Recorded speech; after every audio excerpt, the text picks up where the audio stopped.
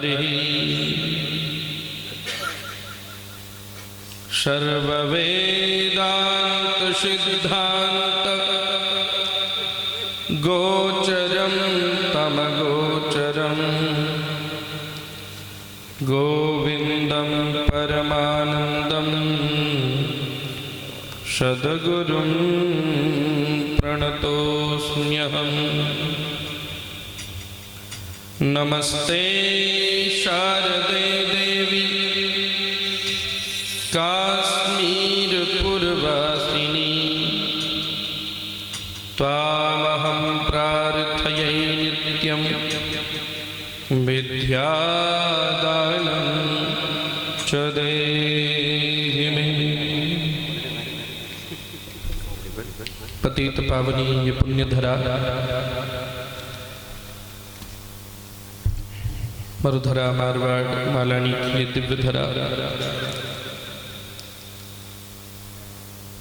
अपने ओज व तेज में परिपक्व रहने वाली परम पूज्य सद्गुरुदेव श्री नागाजी महाराज की पावन तपस्थली माँ शीतला की पवित्र स्थली वीर दुर्गादास राठौड़ जैसे महापुरुषों की पौरुष्य स्थली में आयोजित श्री भूमिया जी महाराज के इस पवित्र जागरण में सर्वप्रथम प्रत्यक्ष व अप्रत्यक्ष रूप से विद्यमान सभी देवी देवताओं के चरणों में प्रणाम निवेदित करते हुए माँ भारती के चरणों में प्रणाम निवेदित करते हुए आज इस भक्ति की स्वरांजलि दे रहे भाई हर्ष, उनकी समूची टीम, मेरे सदृश विराजमान मेरे पितृतुल्य बुजुर्गगण, मातृशक्ति, युवा बंधु बांधव, आप सभी के हृदयात्मक बिंदु में विराजमान परमात्मा को मेरा प्रणाम।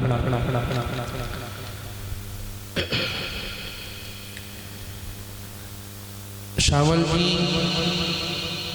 की समूचे परिवार को, उनके भाई, उनके पुत्र, समूचे परिवार को अनंत शुभकामनाएं, खूब खूब आशीर्वाद,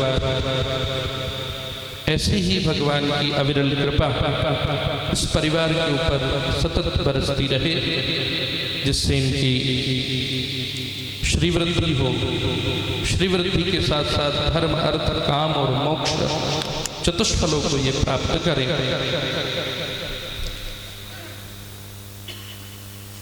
ऐसे संस्कारवान परिवार, इनके पास एक बालक है, वो इनका पुत्र है और मेरा गृहस्थ शिष्य है। गुरु महाराज के प्रति, कनाना मठ के प्रति पूर्ण समर्पित उस बालक के भाव सदैव कनाना मठ के प्रति समर्पण के रहते हैं। कई बार क्योंकि जब आप पुनीत कार्य करोगे, अच्छे कार्य करोगे, तो जरूरी नहीं है कि आपकी सब जगह सम्मान होगा। कई लोग ऐसे भी होते हैं जो विरोध भी करते हैं, उन विरोध करने वालों से भी वो बालक कभी भी नहीं डगमगाता है, उसकी भक्ति की परिपूर्णता। ऐसा मेरा प्रिय बालक प्रवीण, जो सदैव गुरु महाराज के लिए तत्पर रहता है, भगवान उसको खूब आगे बढ़ाए। आप सभी को पुनः आशीर्वाद। बंधुओं, सत्संग क्या है? तात स्वर्ग अपवर्ग सुख धरिय तुला एक अंग, तूल न ताही सकल मिली, जो सुख लव सत्संग। सत्संग खाली सुनने का विषय नहीं है, सत्संग खाली बोलने का विषय नहीं है। सत्संग अगर मूल रूप से विषय है तो आचरण करने का। किसका विषय है? आचरण करने का। जब तक हम इसको आचरित नहीं करेंगे तब तक इसका कोई लाभ मिलने वाला नहीं है। हम लोग सुनते भी हैं और बोलने में भी कोई कमी नहीं रखते, बोलते भी हैं, लेकिन अनुसरण नहीं करते। सत्संग चल रहा है, फिर भी अगर हम एकाग्र ना हो सके, कुछ लोग तो ऐसे होते हैं कि सत्संग के मध्य में बीड़ी सिगरेट शुरू कर देते हैं। सत्संग चल रहा है तो मुझे ये बताओ फिर क्या उसका अभिप्राय, क्या लाभ, क्या? कोई लाभ नहीं। खाली रात भर हम जगते रहें और उस जगने का कोई सदुपयोग ना हो, फिर क्या लाभ? तो सदुपयोग तभी ही होगा जब आप सत्संग को आचरित करें, अपने जीवन में आचरण करें, उसको लाएं अपने जीवन में, परिवर्तन लाएं। कहां ला पाते हैं? कभी विचार करें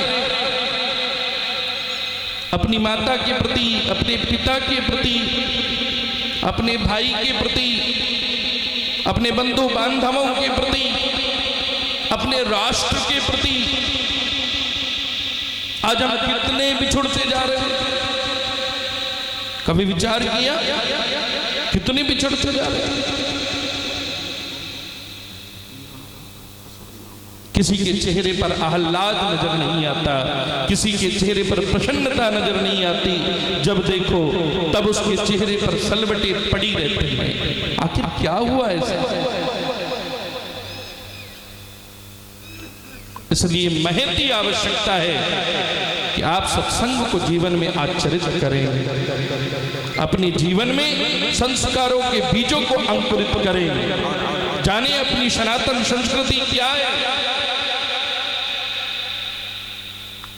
इससे बड़ी दिव्य संस्कृति क्या होगी?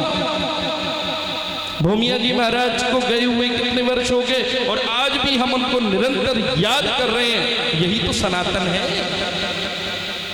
सनातन की जागृति यही है। अनेकों बार प्रहार हुए सनातन के ऊपर, अनेकों बार प्रहार हुए, लेकिन फिर भी सनातन नहीं डगमगाया। उसके नहीं डगमगाने का मूल जो कारण है वो यही है, यतो धर्मस् ततो जया। यतो धर्मस् ततो जया। धर्म हमारी रक्षा करता है, लेकिन हमारा भी कर्तव्य होता है। धर्म हमारी रक्षा करता है, लेकिन धर्म की रक्षा करना हमारा भी कर्तव्य होता है। और धर्म की रक्षा हम तब ही कर पाएंगे जब हम एक बन के रहें, एक दूसरे का साथ दें, अपने परिवार का साथ दें, अपने बंधु बांधवों का साथ दें, अपने समाज के लोगों का भी साथ दें। समाज के साथ साथ जो विशेष मैं आप पर ध्यान केंद्रित करना चाहता हूं, जो आज हिंदू समाज बटा हुआ है जातियों में, जो सबसे बड़ा घातक होता जा रहा है। आप जातियों में बट करके विचार नहीं कर रहे कि कितनी बड़ी हानि उठाने वाले हो। इसका रिजल्ट अगर आप जागृत नहीं हुए तो आने वाले समय में आपकी अपनी पीढ़ियां भी आपको माफ नहीं करेंगी अगर इसी तरह हिंदू जातियों में बंटता रहा। इसलिए मेरा आग्रह है, मेरी जाति सम्मानित है और दूसरे की जाति छोटी है, ऐसा कभी नहीं हो सकता। ये जो वर्ण व्यवस्थाएं बनी, कर्मों के आधार पर बनी, कोई वेदांगमयी जीवन जी रहा था उसको ब्राह्मण बना दिया, कोई व्यवसाय कर रहा था उसको वैश्य बना दिया, कोई धर्म की रक्षणार्थ अपने प्राणों को आहूत करके भी धर्म की रक्षा कर रहा था उसको क्षत्रिय बना दिया, कोई सेवा व समर्पण में लगा था उसको शूद्र बना दिया।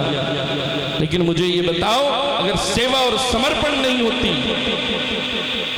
मैंने कई बार ऐसे उदाहरण दिए हैं, अनेकानेक बार आपसे प्रार्थना करता हूं, इस शरीर में ही चारों वर्ण समाये हुए हैं, लेकिन इन चारों वर्णों में से एक भी वर्ण के बिना ये शरीर नहीं चल सकता।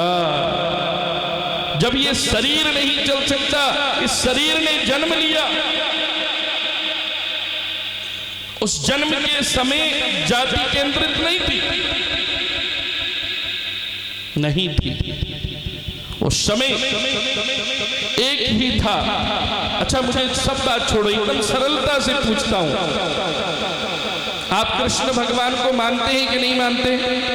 कौन कौन मानता है कृष्ण भगवान को? हाथ उठाइए। सभी मानते हैं। अच्छा, राम जी को कौन कौन मानता है? सभी मानते हैं। अब जो राम जी ने किया वो ज्यादा श्रेष्ठ होगा कि हम लोग जो कर रहे हैं वो ज्यादा श्रेष्ठ होगा?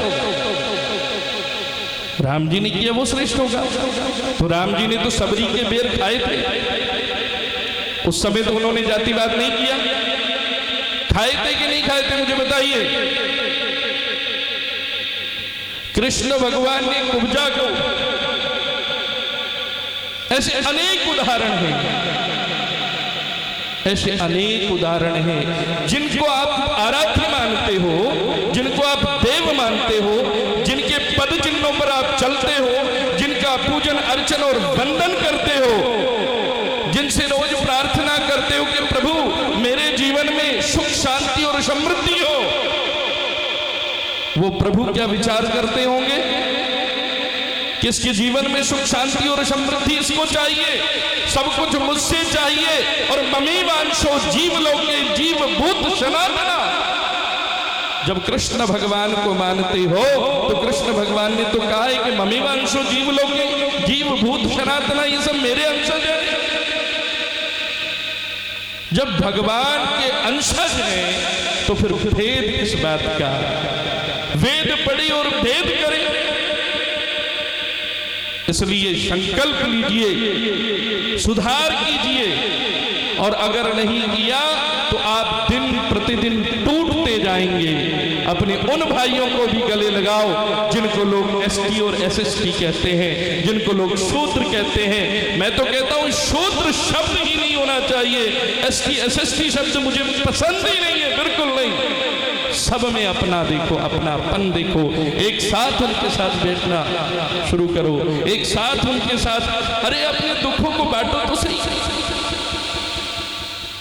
आप विचार करो कैसी कैसी परिस्थितियां हिंदू समाज को तोड़ने में, ऐसी ऐसी परिस्थिति हमारे सामने खड़ी है, लेकिन आज हम फिर भी ईगो में हैं, फिर भी घमंड में हैं कि मैं पुरोहित हूं, मैं राजपूत हूं, मैं तो चौधरी हूं, पटेल हूं सर, नहीं सर मैं तुम्हारी जाति तो बहुत ऊंची है। अरे भाई, थाकी जाति ऊंची है, मान लिया कि आपकी जाति श्रेष्ठ है, मानते हैं हम, लेकिन आपकी जाति श्रेष्ठ है और हिंदुओं में अन्य जाति नीची है, वो नीची कैसे हुई मुझे ये बताओ। इसका किसी के पास कोई जवाब है? अभी 3 दिन पूर्व मैं भीमावता खाराबेरा गया, जोधपुर के पास में गांव है खाराबेरा भीमावता। आप तो गए होंगे कार्यक्रम करने। पुरोहितान और भीमावतान, पुरोहित बंधु भी रहते हैं और राजपूत बंधु भी रहते हैं। लोग कहते हैं कि परिवर्तन नहीं आता, मैं आपके सामने प्रत्यक्ष बैठा हूं। वहां पे अनुष्ठान किया, 3 दिन का अनुष्ठान चला भवर, 3 दिन वहां अनुष्ठान चला, 2 दिन, और अनुष्ठान की पूर्णाहुति में अभूतपूर्व परिवर्तन। गांव के जो ठाकुर हैं भवानी सिंह जी और लगभग 30 से 35 परिवारों ने पूर्ण जीवन पर्यंत शराब और मांस बिल्कुल छोड़ डाला, पूर्ण जीवन पर्यंत, कि हम बाप जी आज से संकल्प लेते हैं कि शराब और मांस का उपयोग नहीं करेंगे और अपने ब्याह शादी में भी इस चीज का उपयोग नहीं करेंगे राजपूत बंधुओं ने। क्या तो ऐसा नहीं कि परिवर्तन नहीं आएगा, परिवर्तन आएगा, बस आपके हृदय में अलख जगाने की उमंग होनी चाहिए। इसलिए मेरा कहने का अभिप्राय, आपकी जाति श्रेष्ठ मैं मानता हूं, कोई जाति कम नहीं, लेकिन मेरी जाति श्रेष्ठ अन्य जाति निष्कृष्ट ऐसा नहीं हो सकता। आपकी जाति महान तो अन्य की जाति भी सर्व सम्मान उनका होना चाहिए। इसलिए सब भाइयों को लेकर के चलो, जिनको आपने तोड़ा है आज वो फिर भी आपकी परंपरा से जुड़े हुए। धन्यवाद तो उनका है, धन्यवाद तो उनका है कि जिनको आपने पैरों में बैठाया और उस चीज का लाभ उठा करके ईसाईकरण बढ़ा, उस चीज का लाभ उठा करके मुस्लिमकरण बढ़ा। अनेक हमारे बंधु बांधव ऐसे हैं जिन्होंने मुस्लिम धर्म अपना लिया, अनेकों ने ईसाई धर्म अपना लिया, और अगर यही चलता रहा, आपने उनसे भेदभाव किया, तो स्थिति ये हो जाएगी कि आपको फिर संभालने वाला कोई नहीं बचेगा। ये ध्यान रखना, कोई नहीं बचेगा। अभी कुछ दिन पूर्व पूज्य नंदलाल बाबा जी यहाँ पधारे थे, तो भील बस्ती में मां सबरी का मंदिर है, भील बस्ती में सबरी माँ का मंदिर है। तो हम लोग गए वहाँ, पूज्य बाबा जी बोले महाराज जी वहाँ चलना है। मैंने कहा महाराज जी मैं चलता हूँ, साथ गए।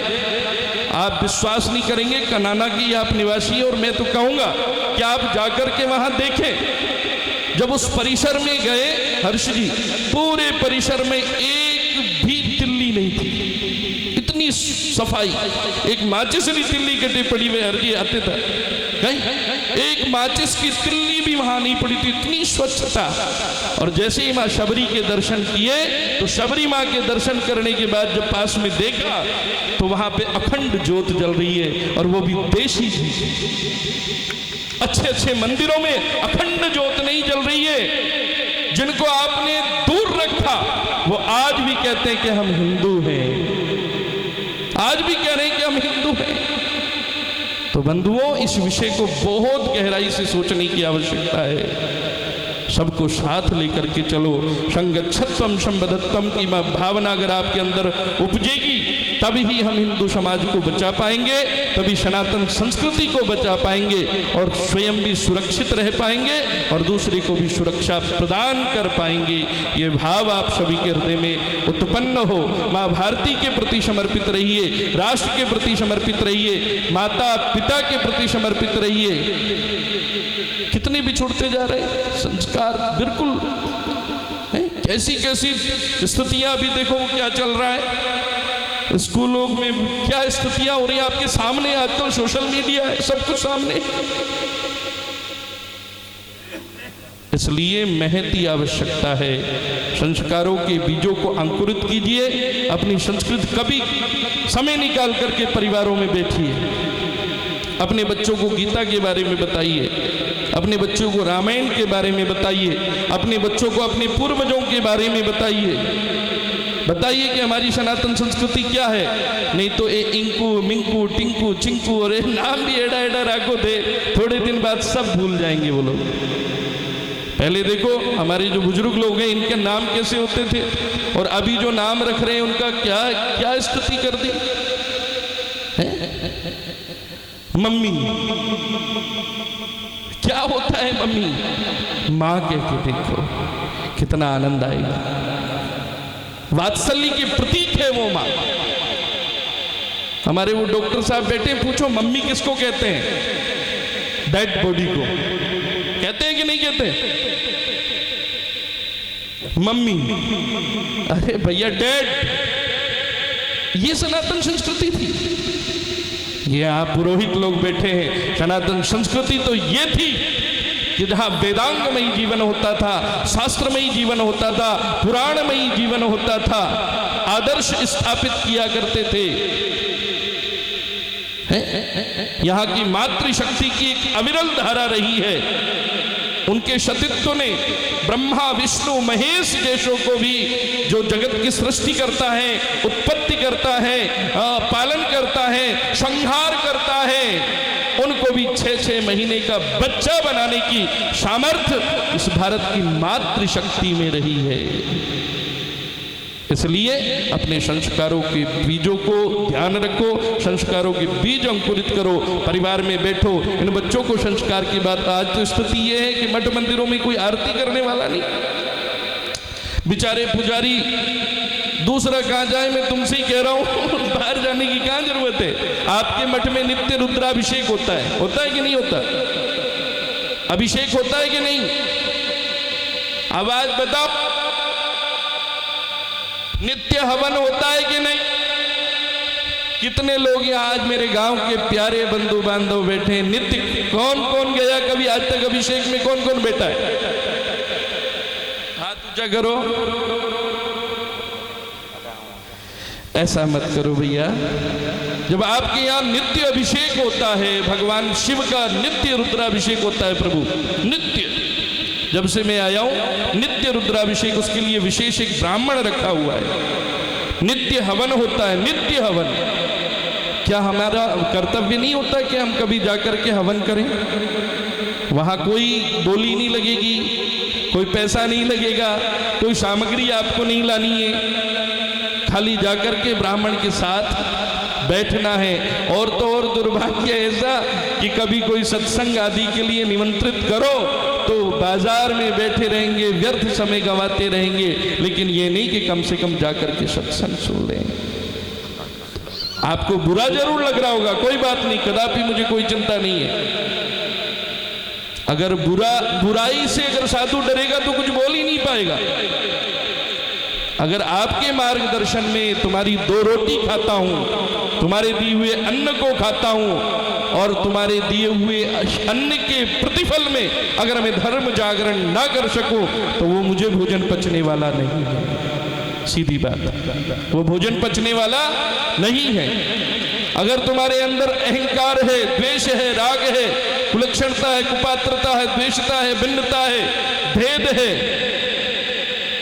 कुविचार है, कुलक्षणता है, तो फिर वो हमारा कोई लाभ नहीं। जैसे भी हो, संत का यही कर्तव्य होता है, धर्मो रक्षति रक्षितः। सदैव धर्म के लिए बोलें, सदैव धर्म के कार्य करें, सदैव धर्म के लिए ऐसा नहीं कि परिवर्तन, मैंने बताया ना अभी परिवर्तन आया, 3 दिन पूर्व परिवर्तन आया, ऐसी परंपराएं बना डाली व्यर्थ की, और सब मनगढ़ंत परंपराएं हैं। ये और बता दूं मैं आपको, ऐसी कोई प्राचीन परंपराएं नहीं है कि विशानी में तो राजपूतों तो मोरे तो खानो है। अरे भाई धन्य है, मैंने खाने को अन्न दूध पैदा किया, मेवा मिष्ठान भी तुझको पैदा किया, फिर भी लेने लगी जीभ हिचकोले, मांस मदिरा तू खाए तो मैं क्या करूं? मैंने मनुष्य जन्म तुझको हीरा दिया, अगर तू वृथा गंवाए तो मैं क्या करूं? ऐसे अनेक राजपूत बंधु हैं जिन्होंने परिवर्तन अपने जीवन में लाया है। कई राजपूत बंधुओं ने छोड़ा है, क्योंकि उन लोगों ने जाना है कि धर्म की रक्षा के लिए अगर हम सदाचार को नहीं लाएंगे, शतम विहाय भोगतव्यम सहस्त्रम स्नानमाचरेति लक्षम विहाय दातव्यम कोटि त्वेक्ता हरि भजेत। 100 काम छोड़ के शुद्ध भोजन, 1000 काम छोड़ करके स्नान, सहस्त्र काम, लक्ष्य काम छोड़ करके दान और पुण्य, और करोड़ों काम छोड़ करके हरि का स्मरण, ये जरूर करते रहना चाहिए। इन्हीं शब्दों के साथ मुझे आगे भी निकलना है। पुनः हर्ष जी को ये स्वरांजलि चलती रहे, भक्ति रसधारा चलती रहे, और आप सभी के जीवन में खूब सुख शांति समृद्धि हो। और इन बाबारी थोड़ी बात कोई खारी लगी वे तो मैं माफ़ी भी मांगू भाई, सबों ने क्षमा भी मांग लो। मुझे माफ़ी मांगने में कोई बुरा नहीं लगता, लेकिन अपने जीवन में थोड़ा सा परिवर्तन लाओगे, सबको साथ लेकर के चलोगे तो जीवन का कुछ अलग ही आनंद आएगा। 2 मिनट के लिए भगवान नाम का संकीर्तन करेंगे। श्रीमन नारायण नारायण नारायण श्रीमन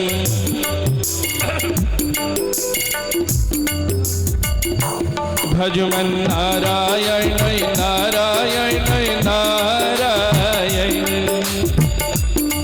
खबर बोल नहीं रहा है, नारायण नारायण नारायण श्रीमन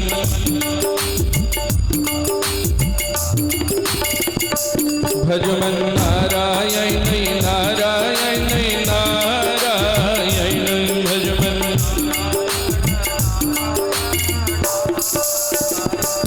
ओ राम भज राम भज बाबू रे, राम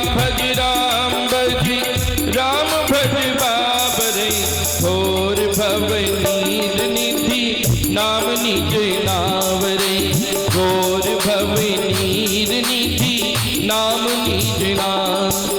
श्री राम जय जय राम, बोलो श्री राम। आवाज नहीं आ रही। जय श्री राम जय राम, जय जय राम, जय जय श्री राम। हो कलयुग केवल नाम आधारा, कलयुग केवल सुमरी सुमरी नर उतरहि पारा, सुमरी सुमरी नर